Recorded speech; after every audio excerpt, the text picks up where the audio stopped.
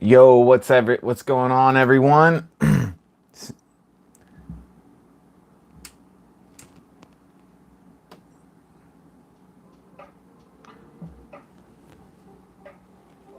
back here in the workshop. Let's see if anybody pops on.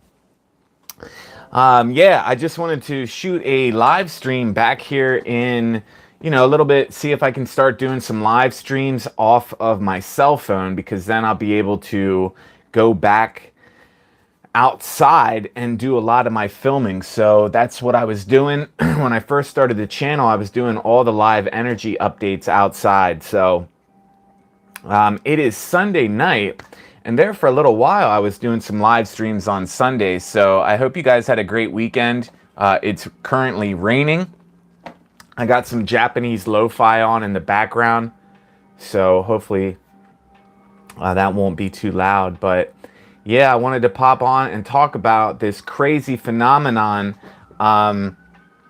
What has happened, I guess, over this past weekend. And I talk a lot about spiritual awakening and transformation, and I feel like there's not enough people that really talk about what the process actually looks like. Like it's all fine and good when you say, like, oh, just choose love, or it's very simple, right, in theory, but what does the process actually look like for someone that was heavily rooted in addiction, or explosive behavior, anger, or something like that? So for the first time in a long time, I had a really crazy thing happen over this past weekend. And the first I guess the first part in any type of change in behavior is awareness. And after the awareness, then you can stop reacting. But a lot of us are just in the stage of our transformation. That's where you start. First, you have the awareness, like, oh, my temper is super bad, right? And then you stop reacting. And then it's at that point where you can start to really then change your behavior. But that doesn't mean that we're still not triggered by the event, right? So say someone does something that pisses you off, or something like that. Normally you would have just flew off the handle and been like, oh, F this, F that, like, you mother, like, whatever, like who do you think you are? That's all the ego. And I'm reading A New Earth right now by Eckhart Tolle, and that book is awesome at pointing out when your ego is actually in operation. The course that I'm working on right now as well is, it's focusing a lot on the ego. And I don't know if that is why I was able to kind of reach a new level. The last energy I just did was this new levels of attainment, leading to new levels of mastery.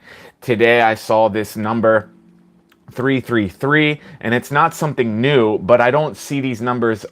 I see numbers every day, but it's not like I should kind of, I guess, clarify. 333 for me is like a huge powerful number, and I see that when I am in transitions and new levels of mastery. And this is how I also come up with themes for the energy updates that I do. It's based on the numbers that I see in my own life and what is going on. So the title of this video was Ego Observations, and this has never happened to me before, and it's like really good news. It's like light at the end of the tunnel for those of you that are on a spiritual path, that are putting in a lot of work, but you're not really seeing the results that you would like to see. You can kind of take my testimony for put that in your backpack and carry it with you, like, because it's a great message here. And for the first time almost in my journey, I was able to not only stop my reactive behavior, but in the moment I was able to see literally from a higher perspective, myself being triggered into that ego state of behavior.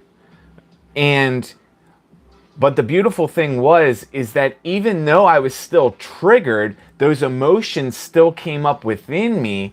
I did not act out. I still stood up for myself. I still questioned authority, but I did not speak from a reactive, ego-based place. And it was the weirdest thing that I have ever experienced, because normally I would just follow right through with a snide comment or some type of, just like, because sarcasm is, we use sarcasm as a defense mechanism for a lot of things. But I was able to stop my reactive behavior. I was able to analyze the situation. And then, I said to myself, you know what?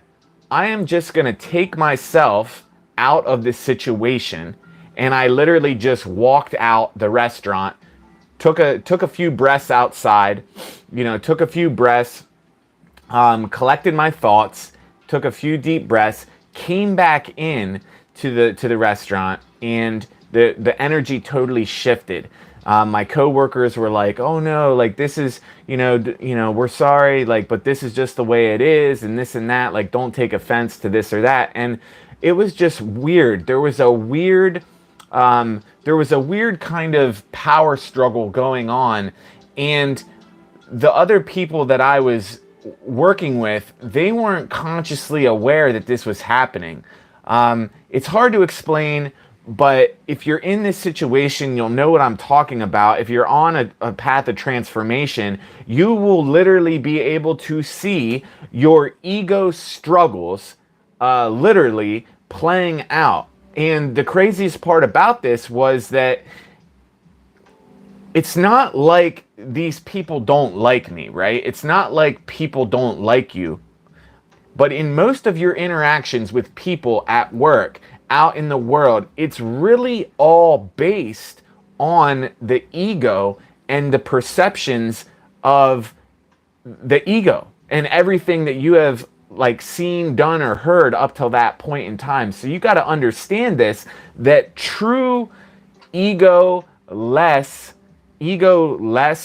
being is a beautiful, beautiful thing. And the next stage after this would be not even being triggered by the ego state in the first place, right? So, to bring this into further context, I was working over the weekend and I was having these weird,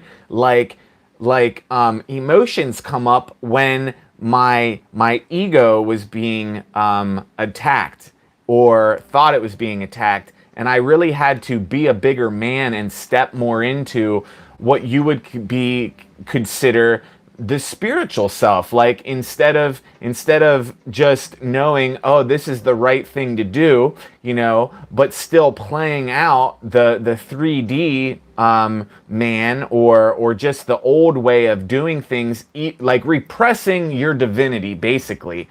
You could look at it that way, where you know what the right thing to do is, you know what the 5D path would be, but yet you kind of just repress that and continue to do whatever you've always done. And if you know anything about, some of the sayings that I use, if you continue to do the things that you've always done, you will get what you have always gotten. And that is just mediocre. That's just, a mediocre life. And on this spiritual path, that's what we're trying to level up, right? We're trying to live our best lives, to use just a cliche saying, but that's what it is. And sometimes when I shoot these videos and stuff, I feel like maybe you guys definitely should drop some comments, and please comment on these videos. I'm not your typical YouTuber, and I don't say like this video, share it, and let me know what you guys think. But on the videos where you guys do comment, it really makes me feel better, because it is a form of validation. But I'm totally aware of the dynamic. It's not like I need you guys to comment, but I would really appreciate it if you guys do, whatever it is, you take a tidbit of some of these stories, or you take something and be like, yeah, that I observed this in my own life, because that would really mean a lot to me. If you guys definitely, this channel needs to get some more comments, and I think that's partially my fault for not involving you guys as much as maybe other creators would. So I know that's on the agenda to kind of get some more audience interaction. But yeah, so just as I'm shooting this video, I'm seeing angel number 524. So let's see what that angel number has to say here. Just as we're going kind of on a flow, just an impromptu live stream here. I just thought I would come on at Sunday night and read, let's read this angel number. Angel number 524 is a message that the angels are overseeing and guiding you towards new opportunities, auspicious circumstances, and positive life changes. Maintaining a positive attitude and mindset will manifest and transform your ideas, dreams, and aspirations into physical reality. 524 is a message to listen and follow your intuition and the guidance from the angels in regards to making positive life changes that will bring you into alignment with your divine life purpose and soul mission. Have faith and trust that all is going to divine plan. Invite the angels into your life to help you achieve your material and spiritual goals. Your inner guide's voice makes you feel certain and sure, and you just know that you must follow your intuition and gut feelings. Be present in the moment, and you will become more aware of the presence of your angels. Well, that's just awesome. So in relation to what I was saying that happened over the weekend, at work, knowing my, being the observer of my ego, it was almost as if there was an angel that was on my shoulder, kind of like, kind of like grabbing me a little bit and being like, boom, like pump the brakes. And in that moment of non-reactive behavior, I was able to be the observer. And like I said, it didn't mean that I wasn't still triggered, because I was, but that triggering event and then those emotions, they didn't last all night. You know what I mean? Like, if this would have happened 10 years ago, I would have flipped out. It would have ruined my night, and I would have just probably yelled and said something like, oh, like, F you, or, who do you think you are, or da-da-da-da-da, and it would have been like a blowout, and then I would have been pissed at these people for the rest of the night, and then held that grudge, and held that inner resentment, and held that in, and then I would have took that home with me, and then I would have carried it on into the next day. And that's why this is like a revelation. Like, this is like a huge thing for me personally. I've struggled with anger issues my entire life. So this was just one way that I thought, you know what, I want to share this experience, because this is like a milestone for me in my spiritual path. Also, like, on my recovery, journey as well. Like, I'm on a spiritual path. I also feel like, I'm a recovering, like, angel, not angel, but I'm a recovering anger management dude. Like, I also had a lot of addiction in my life. So in more ways than one, they say that the addiction was just, the behavior. There was something there that was out of alignment to cause the addiction in the first place. And I totally am on board with that. So I think a lot of people that are on a spiritual path kind of fall along the lines of this. And,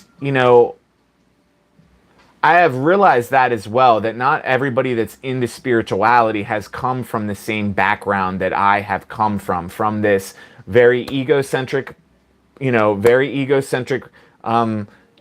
of life, very American 3D way of life, and then boom, had a massive spiritual awakening, and then was in, a drug addiction for 10 years because I didn't know how to handle it. So,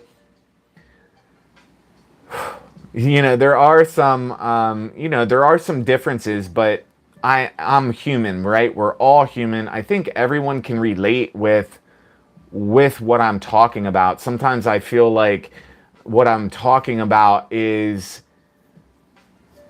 above or just unrelatable sometimes when I hear myself talk, but I know that people struggle with the same things. We're all human beings. So I hope you guys like this live stream. This was just kind of some revelations of, you know, some really good things. And when I do coach with people, I have in the past. I'm not coaching anyone right now, but we celebrate our wins, and this was a win for me. Like, so you gotta, even though I do coaching, your coach has to be coached. You know, the coach also has to coach themselves. You know, you gotta have strong people around you. Nobody is an island.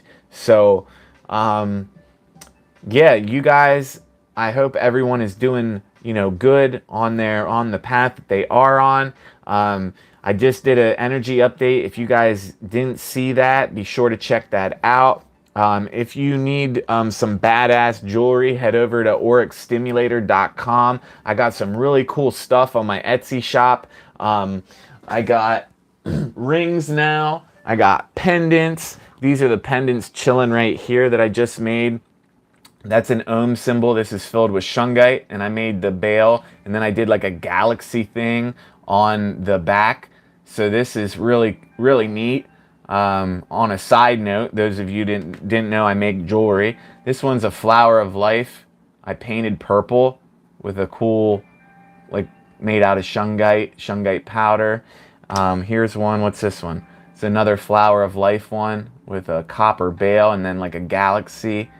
I got 280 things on my Etsy shop. It's unreal. So I've developed a new passion for making jewelry. Here's one. It's like the flower of life symbol. Really cool stuff.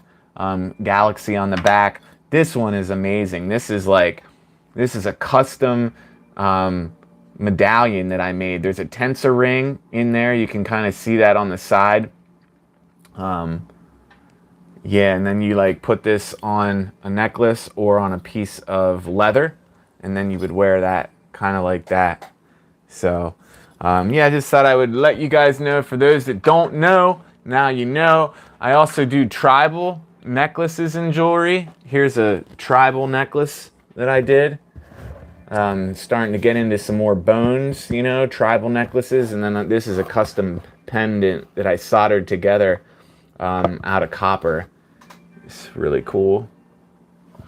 So yeah, guys, those were just some side notes from this weekend. And yeah, I'm just taking it easy, chilling. It's Sunday night.